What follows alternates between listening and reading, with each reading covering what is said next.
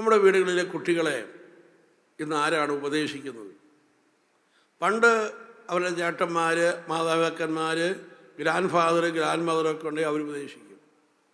വീടിന് വെളിയിൽ ടീച്ചേഴ്സ്, വൈദികർ, സിസ്റ്റേഴ്സ് ഇവരൊക്കെ ഉപദേശിക്കും.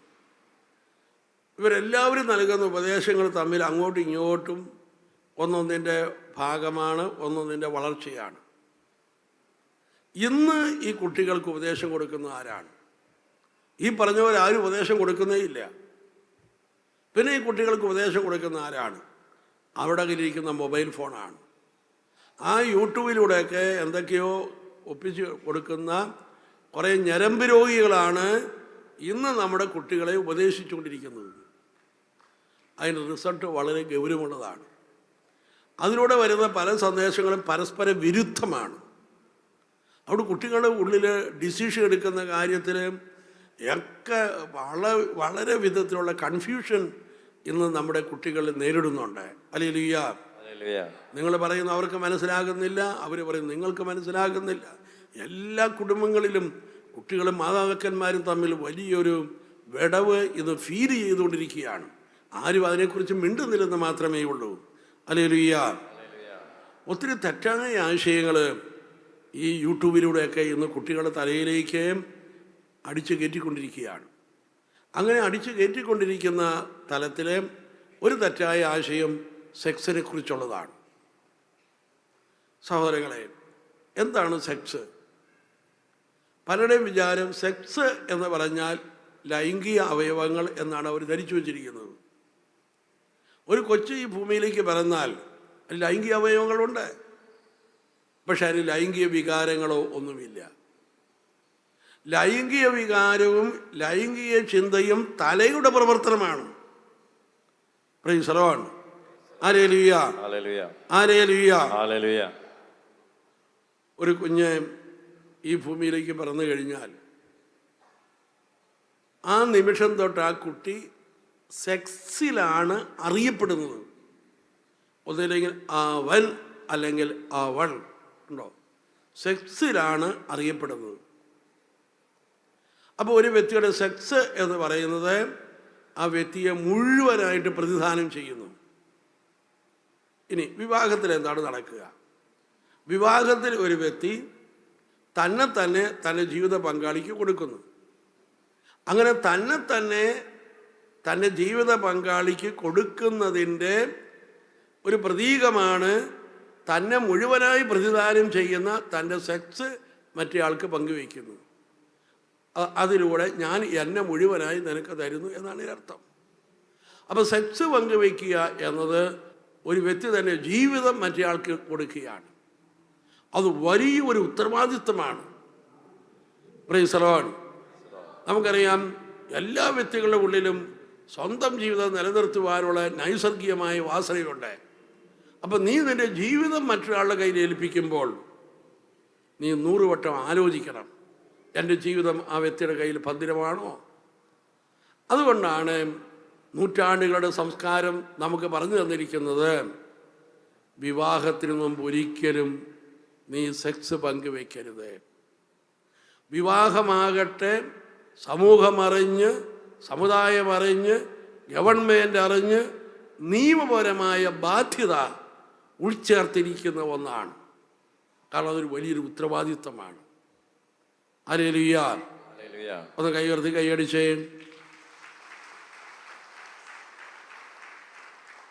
എന്നാൽ ഇന്ന് ഈ യൂട്യൂബിലൂടെയൊക്കെ ചിലർ പറഞ്ഞു കൊടുത്തിരിക്കുന്നത് എന്താണ്?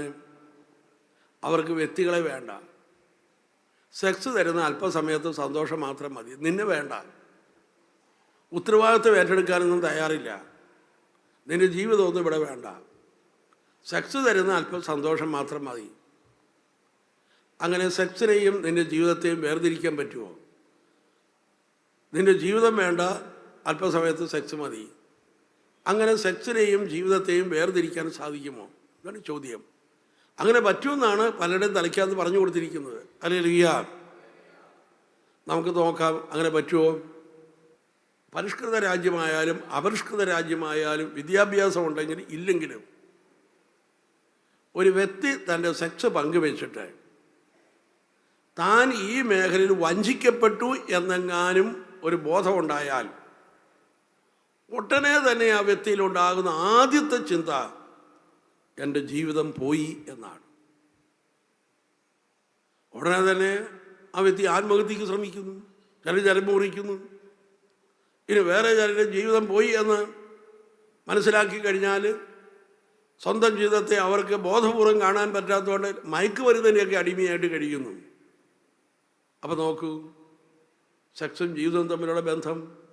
വെറും സെക്സ് പങ്കുവെച്ചിട്ട് ആ മേഖലയിൽ വഞ്ചിക്കപ്പെട്ടു എന്ന ചിന്ത ഈ ലോകത്തിൻ്റെ ഏത് കാലഘട്ടത്തിൽ എവിടെ ഉണ്ടായാലും ശരി, ആദ്യം അവരുടെ മനസ്സിലേക്ക് കടന്നു വരുന്നത് എൻ്റെ ജീവിതം പോയി എന്ന ചിന്തയാണ്. അപ്പോൾ സെക്സും ജീവിതവും തമ്മിലുള്ള ബന്ധം മനസ്സിലായല്ലോ. ഹല്ലേലൂയ.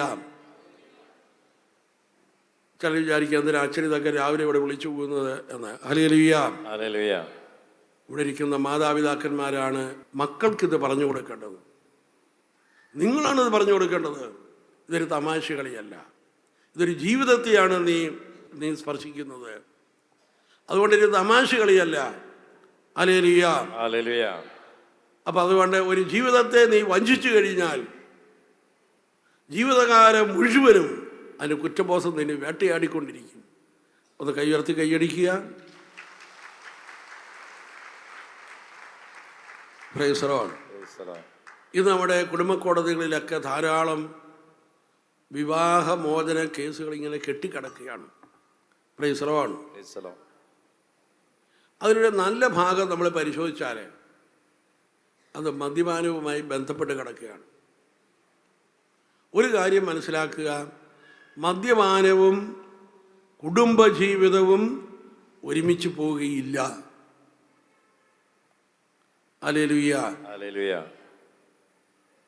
പ്രിയപ്പെട്ടവരെ, ഇന്ന് നമ്മുടെ കേരളത്തിൽ ലഹരി മുഴുവൻ ഒഴുകിക്കൊണ്ടിരിക്കുകയാണ്.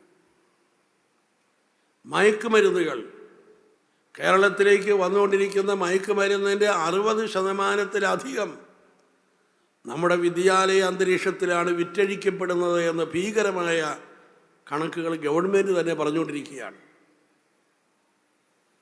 അപ്പോൾ നമ്മൾ ആലോചിച്ച് നോക്കിയേ നമ്മുടെ കുട്ടികളുടെ സ്ഥിതി എന്തെന്ന്. നമ്മൾ ആലോചിച്ച് നോക്കി, ഇത് പ്രോത്സാഹിപ്പിക്കണമെന്ന് നോക്കിക്കേ. ഇതൊരാളുടെ സ്വകാര്യ ഇഷ്യൂ അല്ലത്, ഇത് കുടുംബജീവിതത്തെ ബാധിക്കുന്നതാണ്.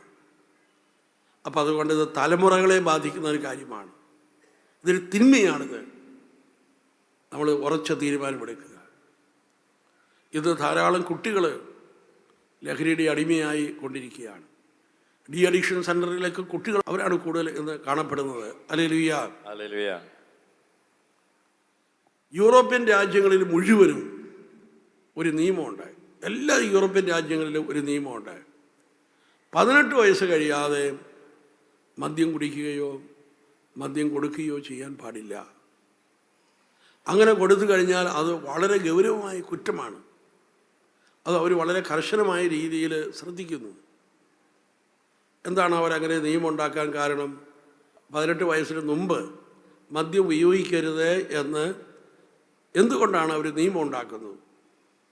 ആ നിയമം ഉണ്ടാക്കാൻ കാരണം ദീർഘനാളത്തെ പഠനത്തിന് ശേഷമാണ് അങ്ങനെ ഒരു തീരുമാനത്തിലേക്ക് അവരെത്തിച്ചേർന്നത്.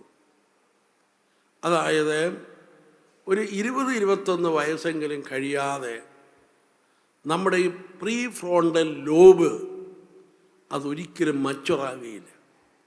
അതിനു മുമ്പ് നമ്മുടെ തലയിലേക്ക് ഈ ലഹരി ചെന്ന് കഴിഞ്ഞാൽ ഭയങ്കരമായ ഡിസോറിയൻറ്റേഷൻ സംഭവിക്കും, വ്യക്തിത്വം നശിക്കും, രാജ്യത്തിലെ പൗരന്മാർ നഷ്ടപ്പെടും. അതുകൊണ്ടാണ് അവർ നിയമം ഉണ്ടാക്കി വെച്ചിരിക്കുന്നത്. ഇവിടെ എന്ത് നിയമമുള്ളത്? കുട്ടികളൊക്കെ അടിച്ച് കലക്കിക്കൊണ്ടിരിക്കുകയാണ്. ഈ തലച്ചോറിലെ സെല്ലുകൾ ഒരിക്കൽ പോയി കഴിഞ്ഞാൽ പിന്നെ ഉണ്ടായില്ല. Hallelujah. Hallelujah. Hallelujah. Hallelujah. Hallelujah. Hallelujah. പ്രിയപ്പെട്ടവരെയും, നമ്മൾ ഒരു പ്രാവശ്യമാണ് പോലെങ്കിലും മദ്യം ഉപയോഗിച്ചാൽ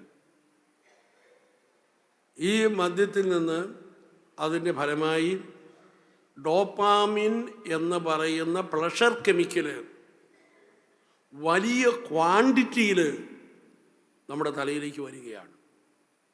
അത് പ്ലഷർ കെമിക്കലാണ്. വലിയ അളവിലാണ് തലയിലേക്ക് വരുന്നത്.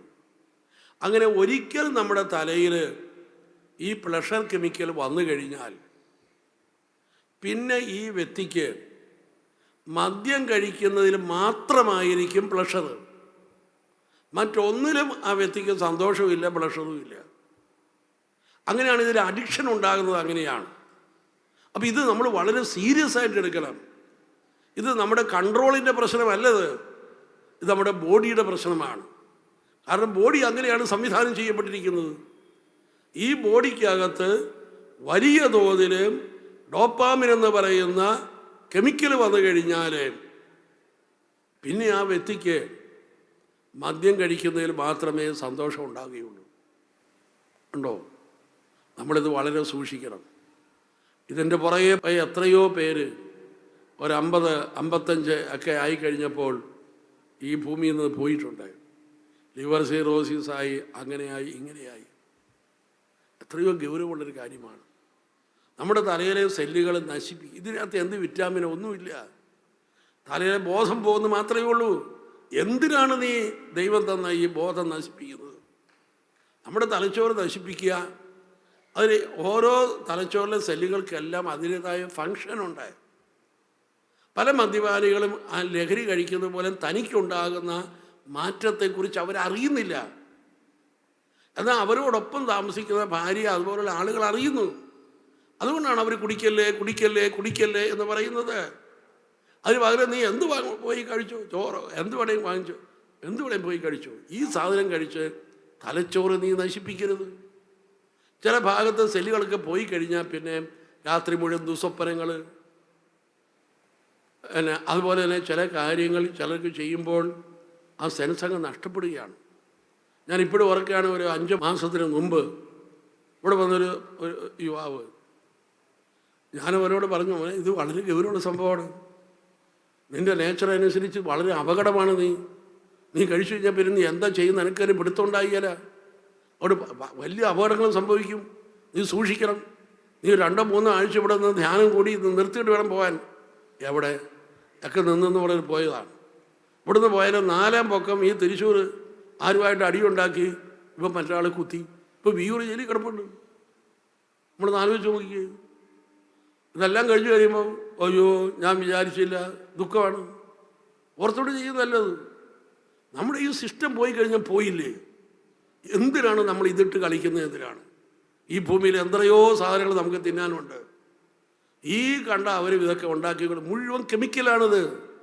നമ്മുടെ കുട്ടികൾ പിന്നീട് ഒരു വീണ്ടും വിചാരം ഉണ്ടായിക്കഴിഞ്ഞാൽ പഴയതൊന്നും വീണ്ടെടുക്കാൻ പറ്റിയല്ല. പോയി കഴിഞ്ഞാൽ പോയി. അതാണ് ഹല്ലേലൂയ.